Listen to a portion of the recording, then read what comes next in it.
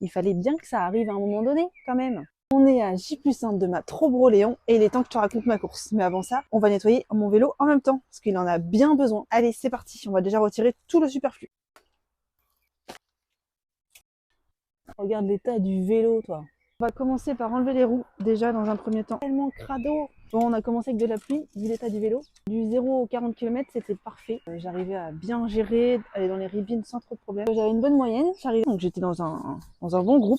Le drame arrive. Non, c'est pas ça, pardon du crime. En vrai, première crevaison à 40 km. Dans une belle ribine, au milieu de nulle part. C'est la roue avant qui a trinqué. Je mets quasiment 1h30 à arriver à changer ma roue. C'est pas le problème d'arriver à changer la roue, c'était le problème du gonflage. Je gonflait pas. Petit gonfleur électrique merdé. 1h30 en plus par rapport au décalage forcément. Déjà ça partait mal quoi. Je repars seule.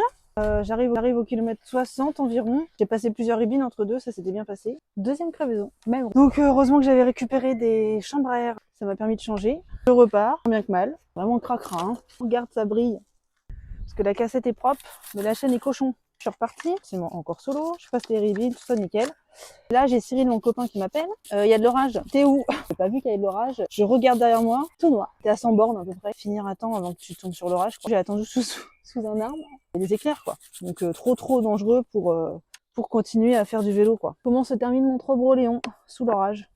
C'est aussi ça, hein. Donc voilà, maintenant je sais faire. J'ai gagné en expérience, quoi. J'ai appris que mes pneus étaient pas adaptés à la course, que j'étais pas bien équipée, quoi. J'aurais su, j'aurais tout simplement mis des bons pneus. J'étais un peu dégoûtée aussi quand j'ai appris ça.